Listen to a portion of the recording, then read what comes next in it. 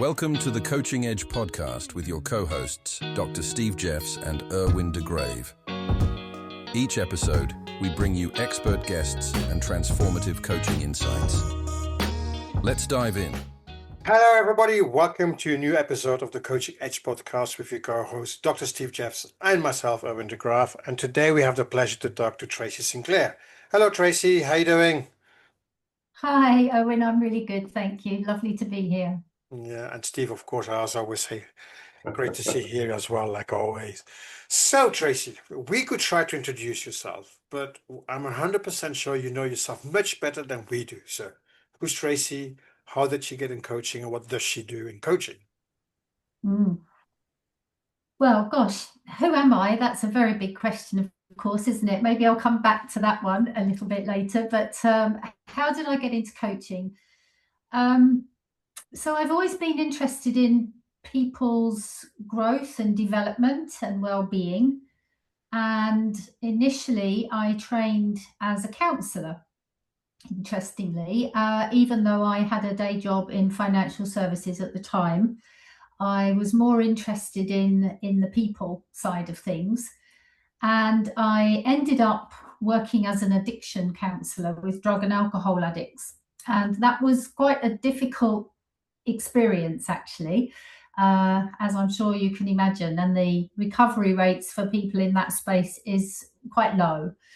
And I was quite young at the time, didn't have supervision, and got quite burnt in terms of protecting my own feelings. I just used to worry about people all the time. So I stopped doing that. And then in 2003, when I was thinking about going back into my business after having my children, I, if I'm perfectly honest, was a little bit bored of the way I'd been running my business. I'd had my business since 1997.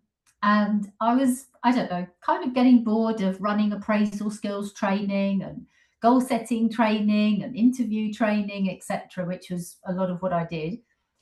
And I went to a conference, and a gentleman called Julio Alaya was there, who you may know.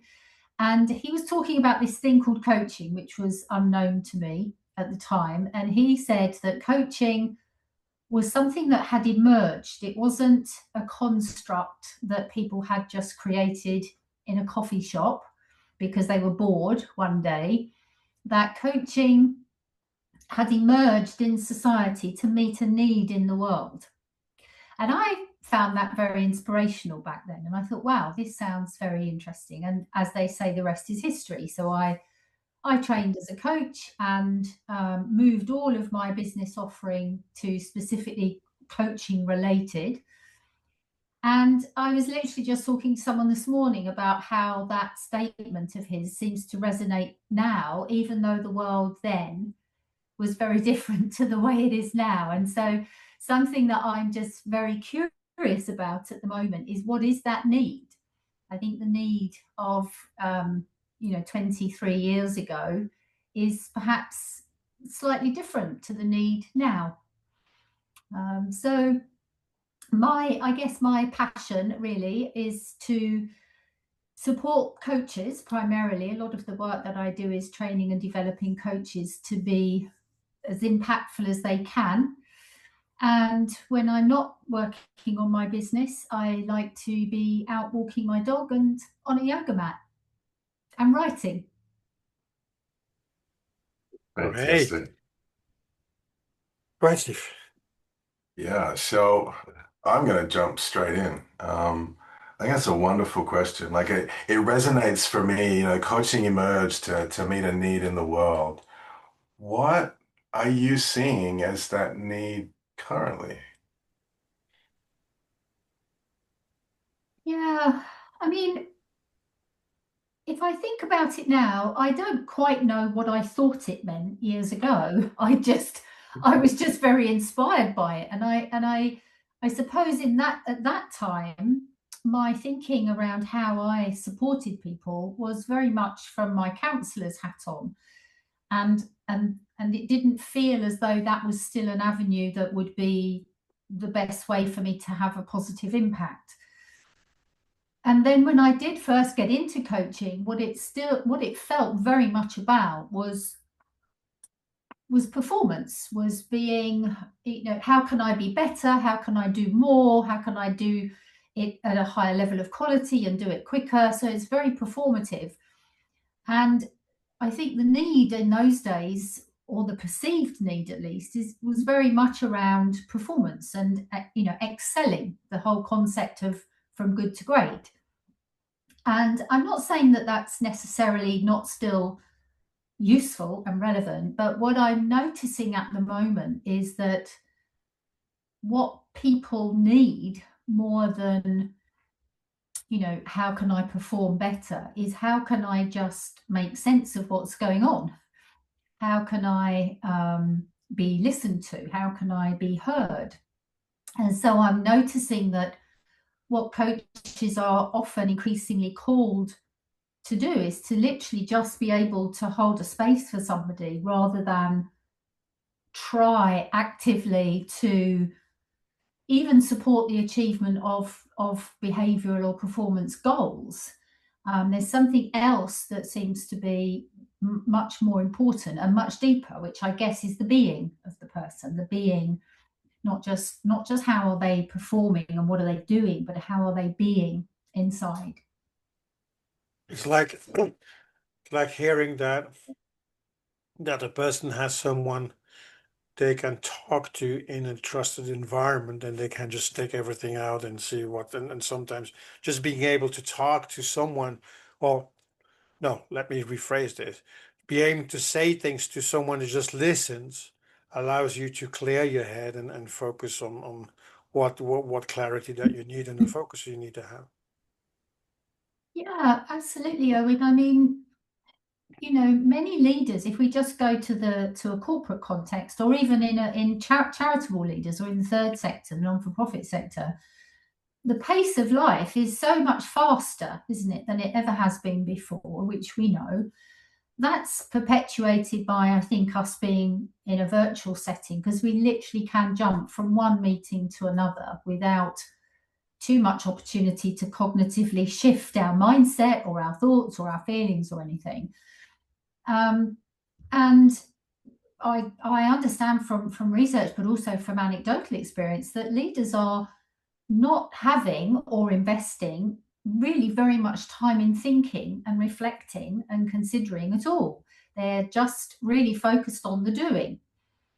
And so I think the idea of reflective practice is perfect for coaching, in that a coach is holding a space probably for a leader or an individual, anyone that doesn't have a lot of that space. They don't necessarily have those opportunities to truly be heard and offload and hear their own thoughts and feelings.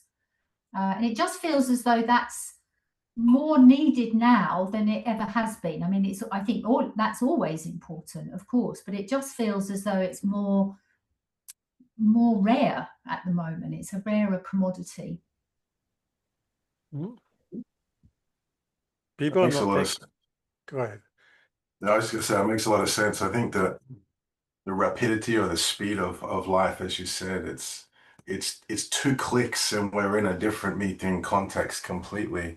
Yet physically, nothing's changed. So actually, we're speaking with someone the other day about that transition is often absent for many. And so we still haven't left the last meeting and we're in the current one and we're thinking about the next one. And there's all of these layers. And, even with your introduction, starting to, we'll take the dog for a walk, to have some space to be present in a three-dimensional world, I think is a wonderful gift.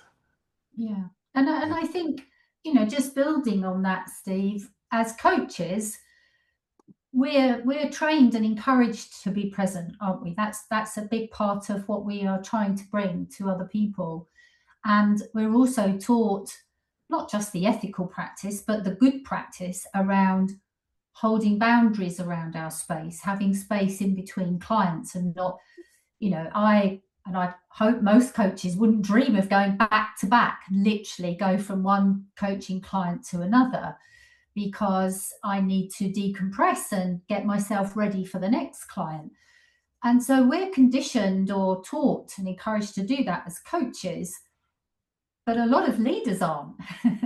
So a lot of the people that we're coaching, they are not doing that practice. In fact, there's often quite a lot of resistance to doing it, not because they wouldn't think it would be nice, but because they just don't feel as though there is the capacity within their day to do that. So I think there is something around this idea of the presence that we're bringing and the space that we're offering. So that's basically what I hear when you said the word capacity. They don't have capacity during the day. It's because they have not learned, or they don't appreciate that taking out that time to breathe and to be able to relax and to be able to connect with someone and just let things flow, to be able to do this. So I think what you mentioned is, I think for organizations, it's really important, certainly for senior level, that those kind of spaces are created. Yeah, I mean, I think they're absolutely creative, and it seems as though it's almost as though we've reframed some of these terms or these ways of spending our time as not valuable or not useful or not productive.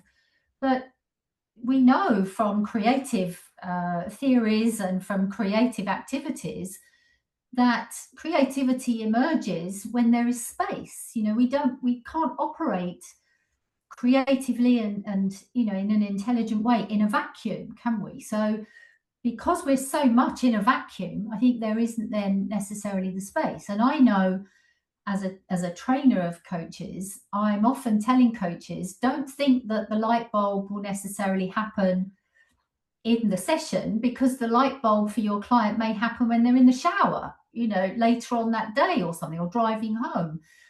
So we know that creativity often will emerge when we're not in focused thinking, when we're just more a bit diffuse and divergent in our thinking. But if we're never having, as leaders, I'm thinking now, if we're never having the opportunity to have those spaces because it's undervalued, then what happens to creative thinking? What happens to strategic thinking and agility, which right now in the world, I would think we probably need to be more creative and agile and innovative.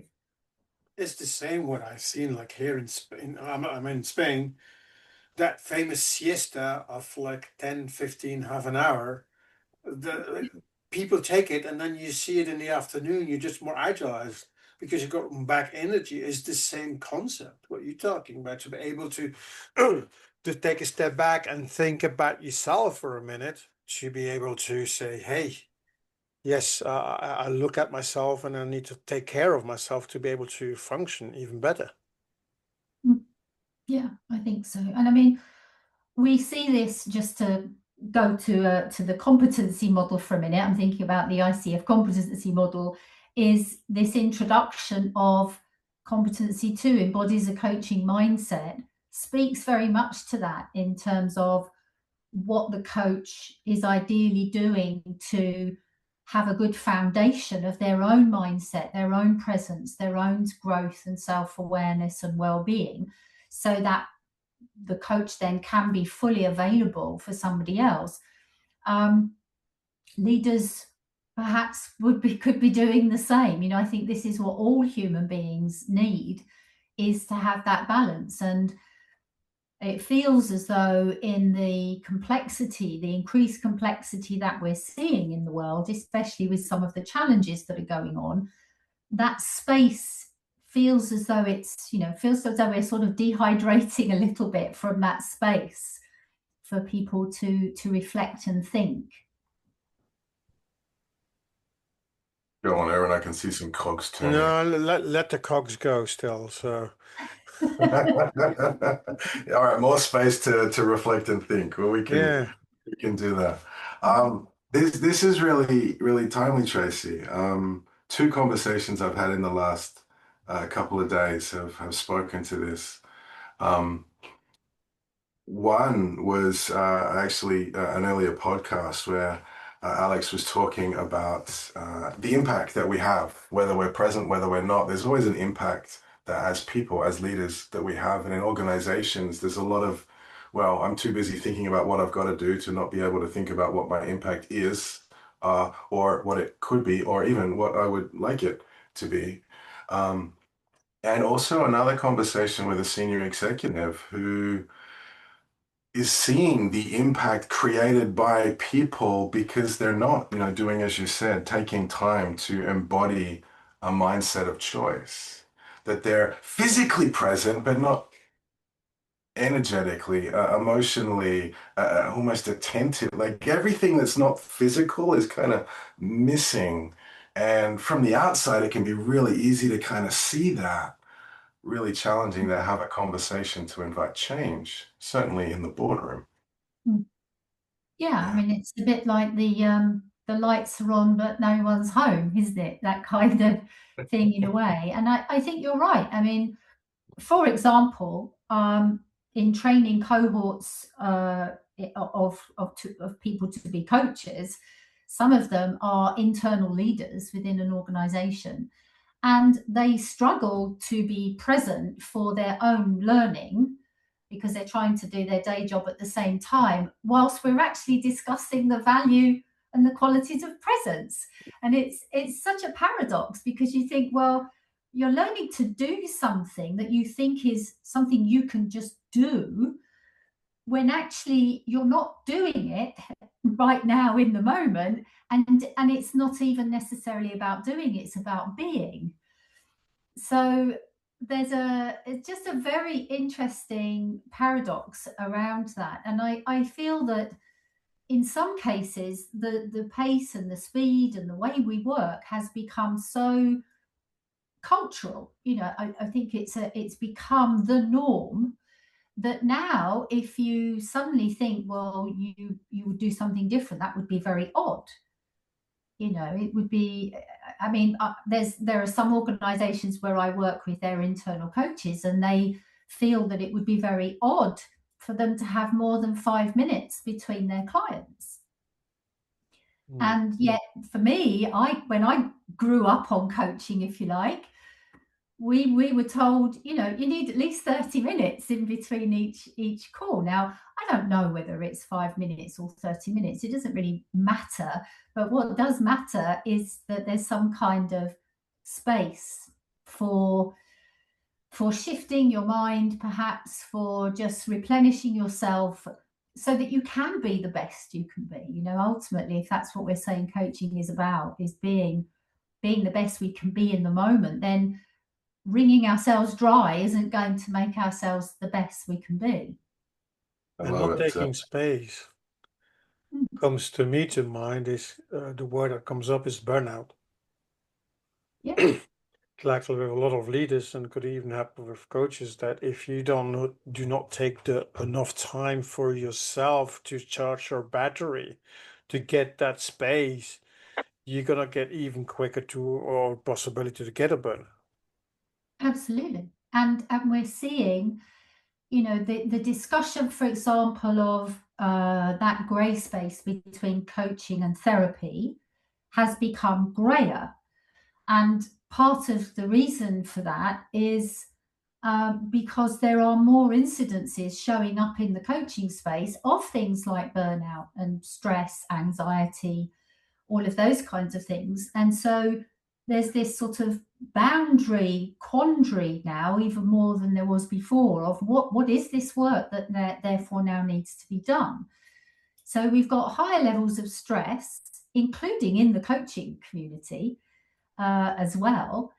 And also, some of the lowest levels of engagement that we've seen, in the world across organizations, and also very high levels of loneliness. So, when you put all of those things together, to me, that's saying, hang on a minute, we need to just do something a bit differently here. And what would that be, doing something differently?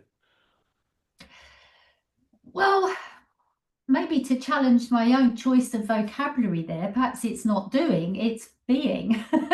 It's less doing isn't it? You know, we just seem to have this real value on productivity being physically related to me being in meetings, writing something or whatever it is, rather than having the space to settle, you know, to really settle and allow my thoughts to come up.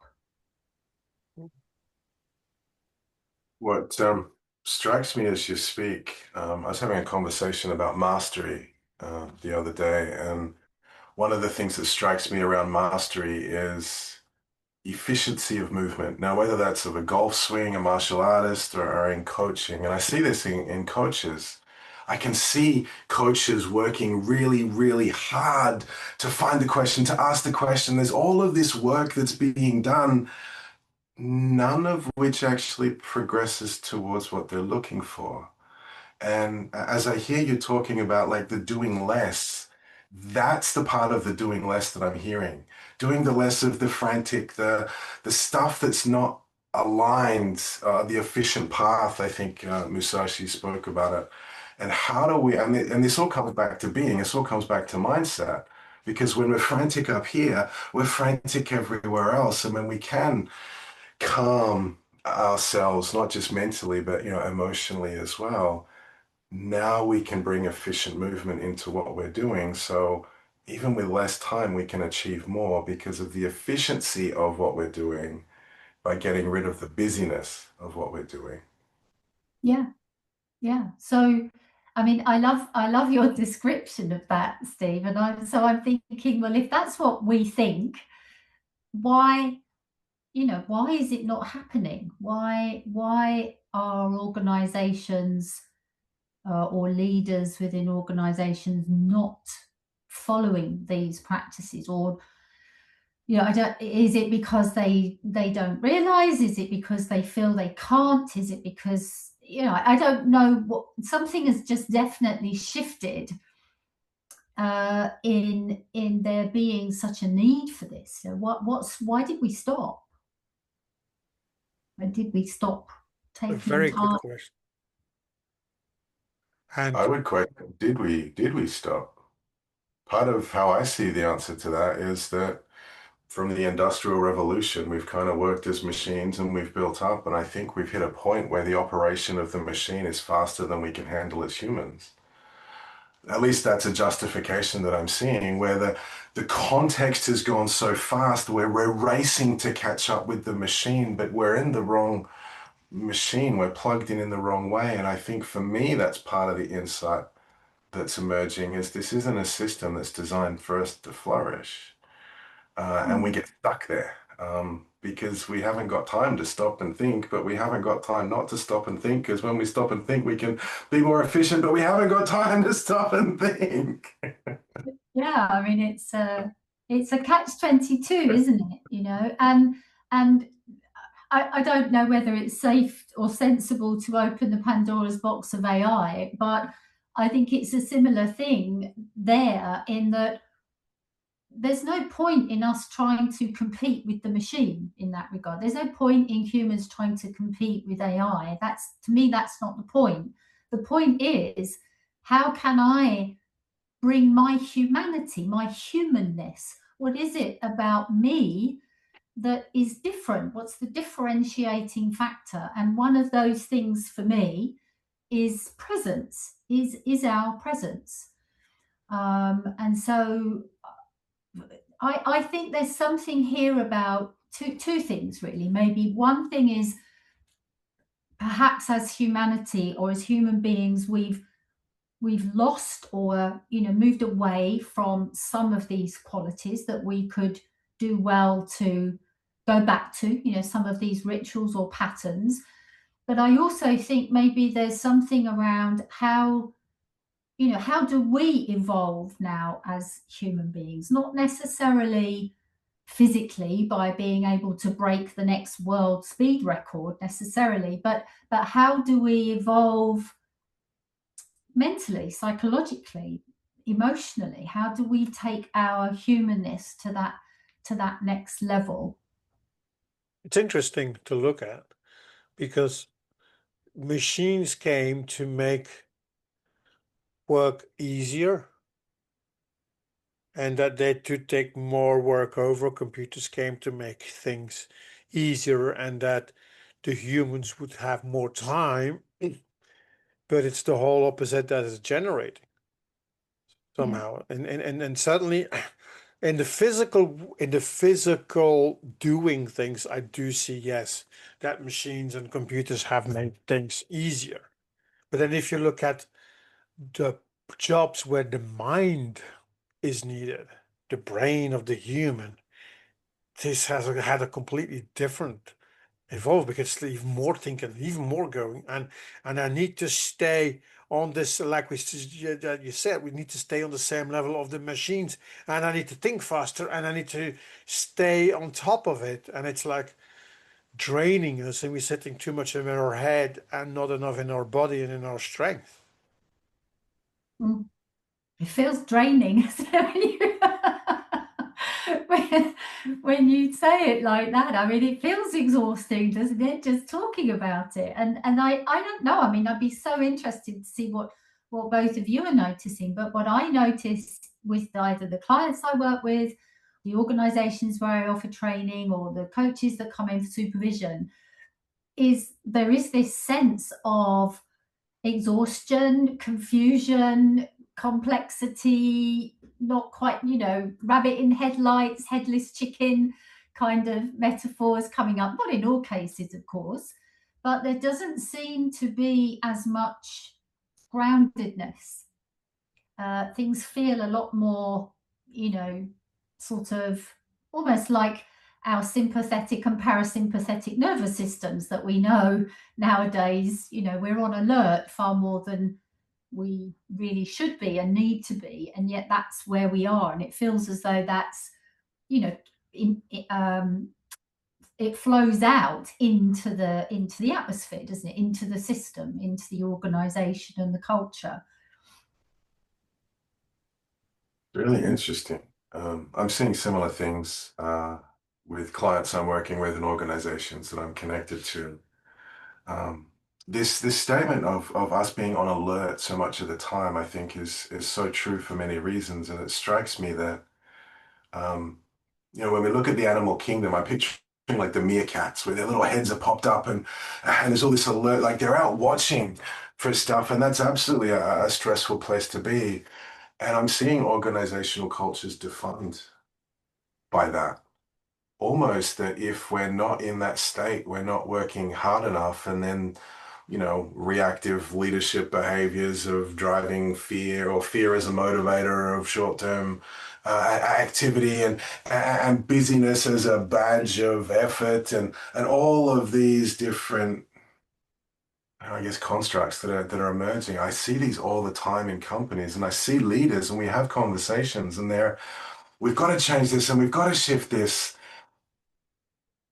So I'm seeing the awareness of it, but the helplessness in being able to address it in a way that the system can hear. Mm-hmm. And sorry, go ahead. No, go ahead, Tracy. Well, I was just going to respond to your point there, Steve. I believe, therefore, that coaching, going back to this idea of coaching meeting a need in the world, I think this is the need that we're sort of unpacking a bit here. And I think that the opportunity here is that coaching could add more value than ever before, in a way, because that coaching is about holding that space, isn't it? Being able to step away, to get perspective, to shift gears, to let the mind settle, and to think and feel, and start to find our own resourceful strategies from within that aren't buried, day by day by day, by just constant doing without having the time to reflect. And I think the opportunity for coaching to add value is greater than ever before. Absolutely. The thing that strikes me in what you said is holding the space. We talk about that as coaches, and I see a lot of people push back against that. And I want to finish the sentence. It's holding the space for the task at hand. And I think leaders in organizations, and when we see coaching from the outside, we see a certain type of space being held. It's spacious and it can be grounded and it can be slow. And part of what I hear us saying is that, yeah, we need spaces like that. It's not about that everywhere, but we need spaces like that so that when we step into the spaces where activity, focus, and efficiency and output is required, we can still be holding the space for that. But let's hold the space that supports that and hold the space that supports this so that we can deliver what needs to be delivered in the way that's going to support that. And I wanted to share that because a lot of coaches do this naturally. When we finish the reflection and we're ready to move, well, we shift the energy. And we step into that, but we don't step into that too early because then we're not ready for it. And it's that alignment and almost energetic partnership that I see as a real opportunity to be where we need to be when we need to be there. Yeah. Yeah. I see two things going on. One, it's a funny thing. Instead of they're giving a lot of perks to executives and senior executives. So instead of giving them a car, give them coaching sessions. And then the second one, a little bit more serious, but is should organizations start looking at when they make a job offer that coaching, or it doesn't have to be coaching, but it is giving or allowing to use that space that they need, because it's not always, doesn't have to be always coaching. It can just be have a listening buddy that listens, and you just go talking, and you just like they go outside having a smoke and coming back in. But it's like creating that space. Say, hey, there's a room here. You just come in here, have a coffee, chat with someone that's on the same level, that's a trust, and then you can go back. Absolutely, absolutely. Because I think you're right, Erwin. It doesn't. Coaching is just, I guess, part of our business, and we're using that as a modality. But it doesn't have to be coaching. It could be just a walk, like a thinking buddy that you catch up with, or even leaders who years ago would perhaps have half a day or something where they had no meetings and they just thought about things. I think that's part of the challenge. And when we don't have that space, I think things start to break down quite quickly, because we don't then maybe feel quite so confident in the decisions that we've made. We might be feeling rushed about those decisions. We don't feel as though we've really thought through all of the options. We therefore don't feel quite so committed to it.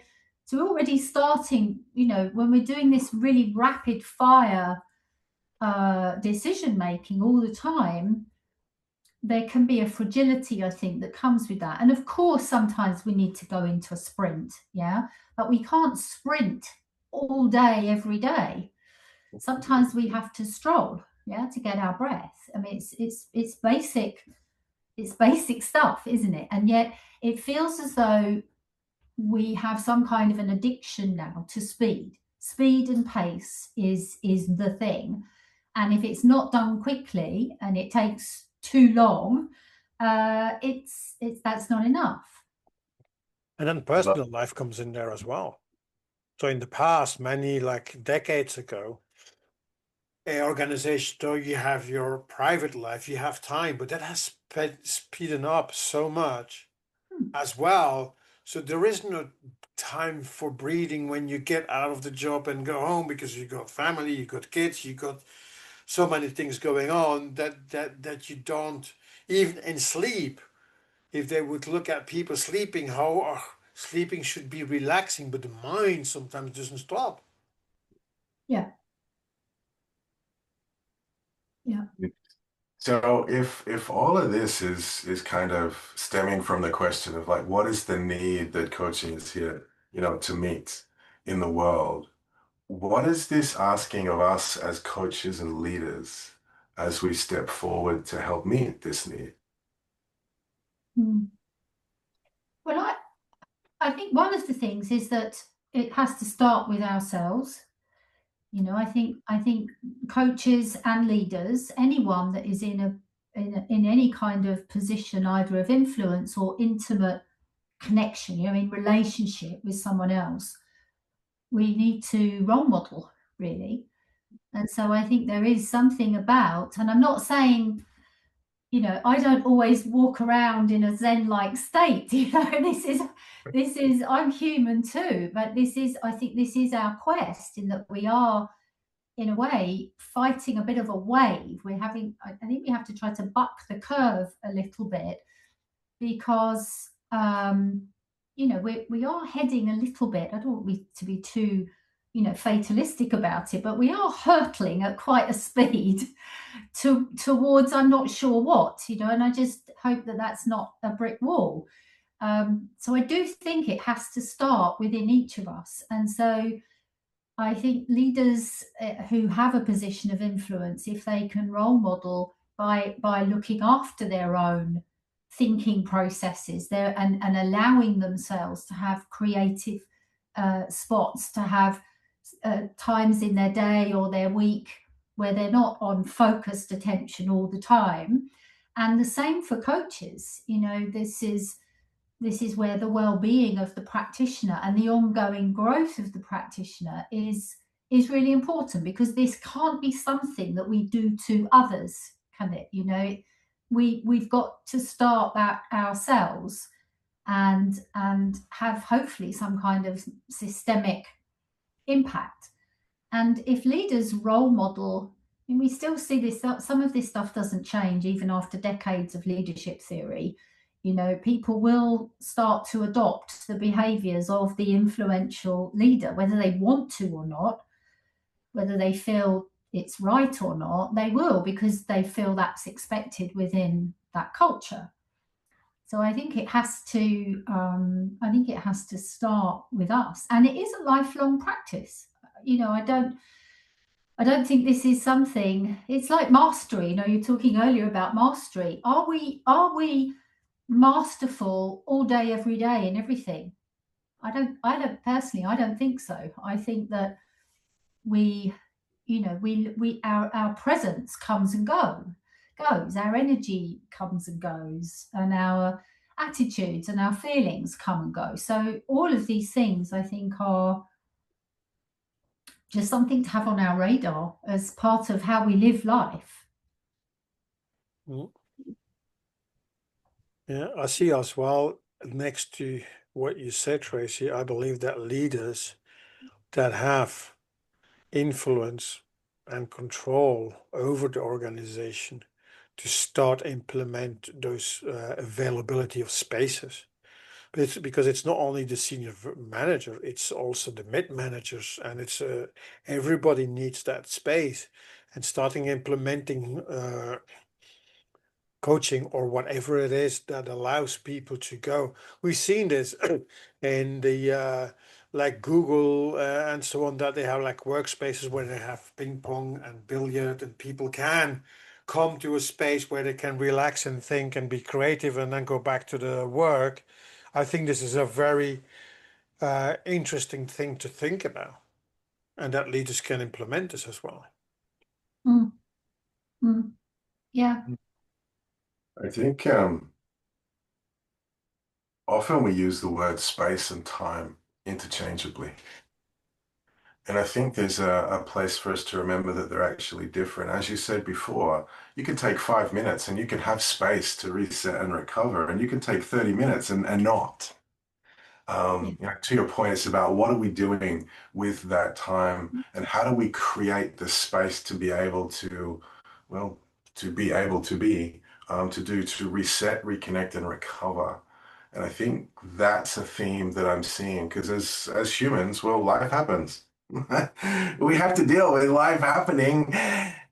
And life happening, well, it doesn't have to just happen to us. We can still be asking this question of, well, where am I in relation to my mastery? What am I needing right now? How can I recover? And as a leader, how can I pay attention to the needs of the people around me so that we can, show up at our best, as you were saying before? Mm. I guess an interesting question. Yeah, go ahead.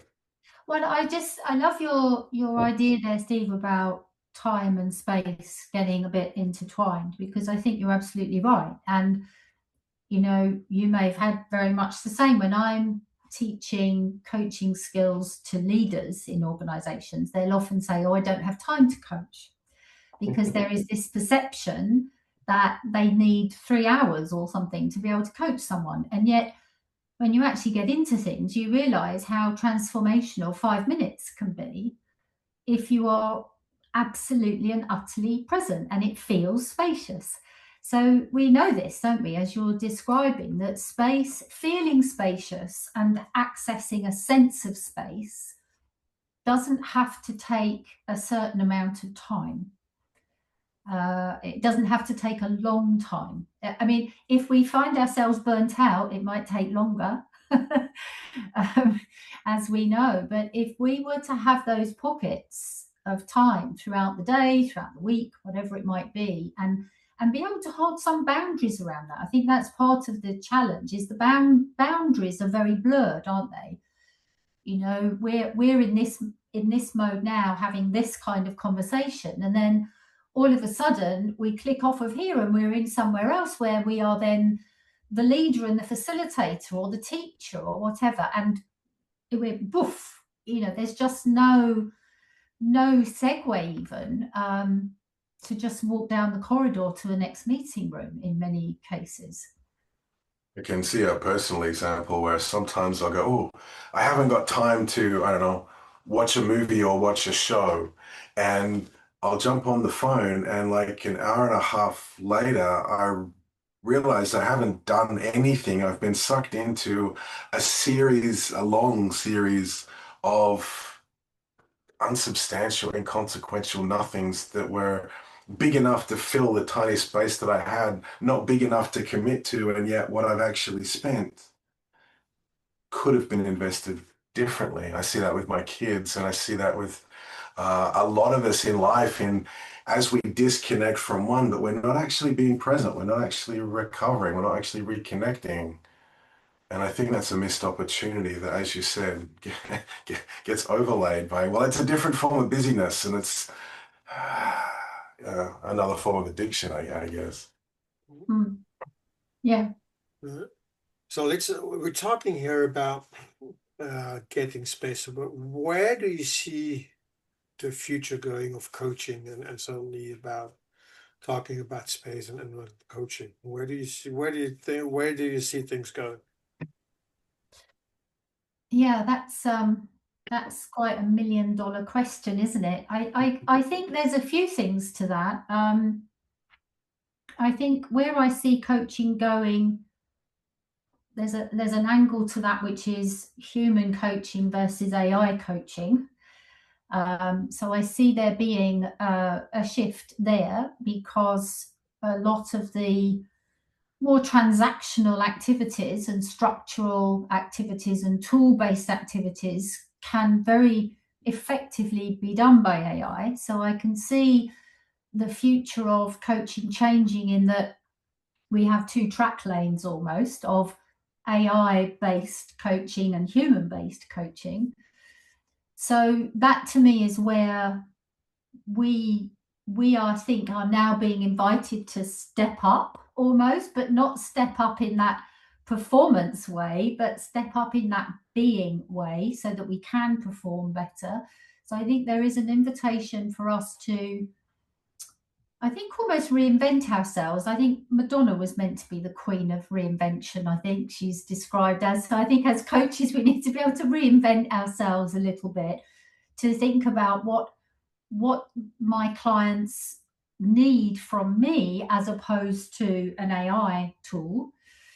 And I also see coaching evolving in other sort of tangential niche ways. You know, we've already got obviously now huge growth in team coaching and the systemic approach, which is really, really important. There is, I think, still this blend between coaching and therapy, or this grey area that is a little bit grayer than it has been. So I'm not sure how that will work in the future, because, for example, the British Psychological Society for some time now has had a coaching division, whereas coaching organizations don't have a therapy division. So there's some blending and changes going on there.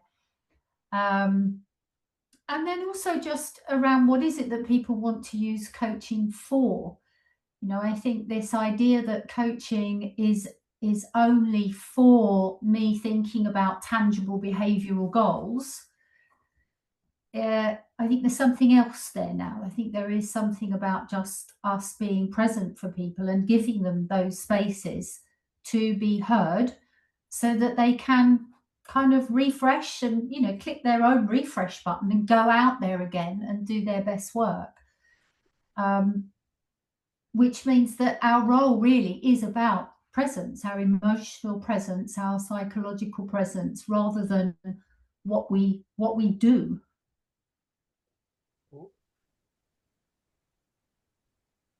Much to ponder on. Thank you very much for that place to think. I think there's a lot in there. Even the paradoxical question of like, well, what does it mean with presence to be being more? Like, what do we do to be being more? I think is a real dance. And I get a sense of more conversation. Like this isn't an answer, this is a direction. And I think that, this is worth exploring, whether it's within our teams, with colleagues inside organizations. I think there's something about we know this in coaching, it's often less about the answer, it's more about the conversation and the exploration as to how we get there. And I think that's a big part of what's needed right now for all of us to keep asking these questions and exploring. Yeah. Well, for people that are curious or inspired by this conversation and would love to reach out and connect with you, Tracy, how can people find you? Well, I'm on LinkedIn, Tracy Sinclair on LinkedIn. My organisation is Coach Advancement, so you can find my website there. And my email is tracy@coachadvancement.com. So if people want to email me, they're welcome to do that too. Well, thank you very much, Tracy, for this being present and having this space, and everybody, and I hope everybody listening that it took some time to space and time, as we said. So thank you very much for that. And for everybody else, thank you for listening in. And until the next episode, take care. Bye. Thanks for tuning in to The Coaching Edge. Until next time, keep coaching and keep growing.